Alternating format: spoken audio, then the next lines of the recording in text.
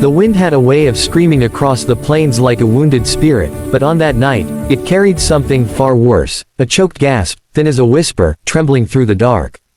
It was that sound that tore the old rancher, Elias Boone, from the silence he had lived in for far too many years. And before dawn, it would change his life forever.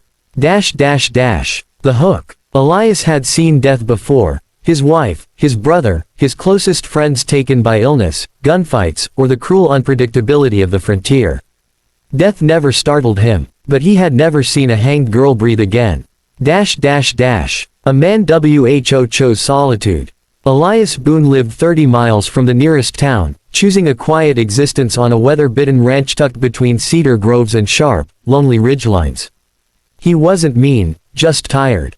Tired of people leaving, tired of burying the ones he loved, tired of waking each dawn with a heart heavier than his saddle. The locals respected him, called him, Old Boone, the man with hands of iron and a heart he kept locked away like a wounded animal. Night after night, he ate his supper by lamplight, listening to the coyotes and the timber wolves echo from the hills.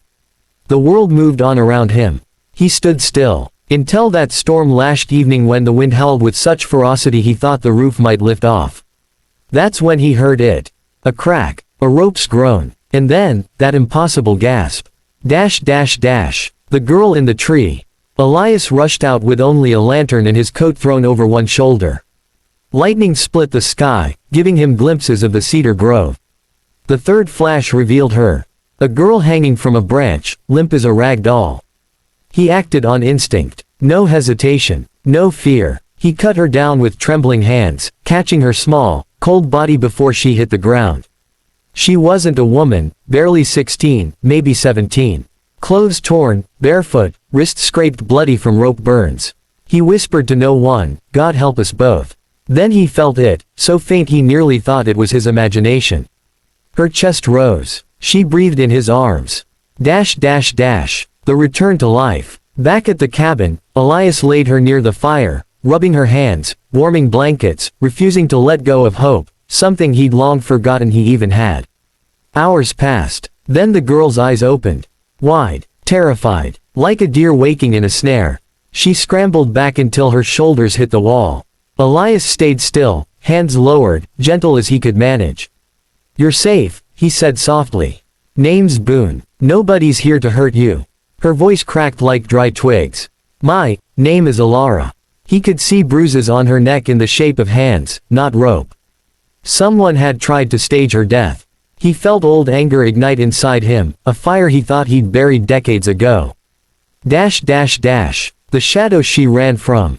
When she finally trusted him enough to talk, her words came out in jagged, trembling pieces. A traveling outlaw gang. A stolen horse they blamed her for. A leader who believed fear kept loyalty, and used violence freely. "They said they'd make an example of me," she whispered. "I ran. They caught me." Elias listened, jaw tight, fingers curled like he might crush something. Not because of the story. Because he'd seen this kind of cruelty before, during his days as a deputy long ago, before he gave up badges, guns, and people. But he couldn't walk away from this. Not from her. A choice he didn't expect to make. Over the next days, Elias tended to her wounds. Alara helped around the ranch once she regained strength, feeding horses, mending fences, even joking with him now and then. She brought laughter into the cabin, something that hadn't existed since his wife's passing 10 years earlier. And Elias, well, something inside him softened, something long hidden cracked open. But danger doesn't forget, not in the Wild West. The gang returns. One afternoon, while Elias and Alara were fixing the corral gate, a distant rumble rolled across the plains. Hoofbeats. Elias' heart dropped. The gang had found them. They rode hard toward the ranch, 5 men with guns, dust pluming behind them like smoke from hell itself.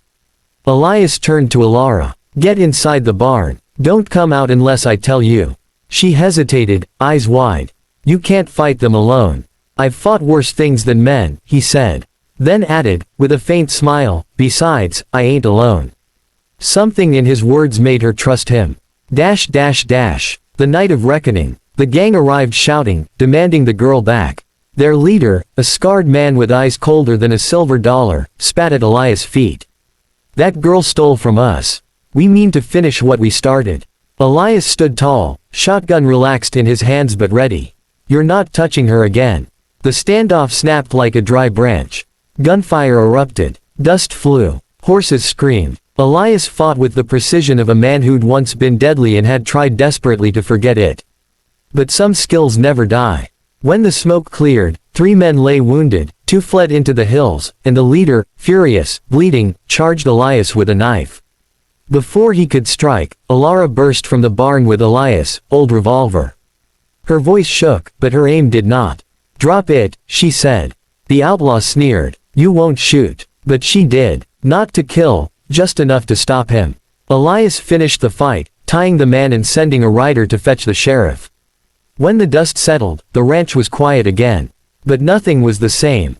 A new beginning. That night, Elias sat on the porch, watching the stars spill across the sky. Alara joined him, blanket around her shoulders. You saved my life, she said. Reckon you saved mine too, Elias replied. She looked confused. He continued. I'd forgotten how to live. Forgotten how to care about anything. You reminded me. Her eyes softened. You reminded me not all people are cruel. They shared the silence, not empty like before, but warm, full, alive. The message that lasts. Alara stayed on at the ranch. Not out of fear, not because she had nowhere else, but because it became a place where she could heal. Elias found himself waking with purpose again, not just feeding cattle and mending fences, but looking forward to laughter, conversation, and the feeling of a family forming where loneliness once lived. The Wild West was harsh, but even the roughest land can grow something good with enough care. And sometimes, in the most desperate moments, life gives you a second chance. Not by asking for it, but by placing someone in your arms who needs one even more.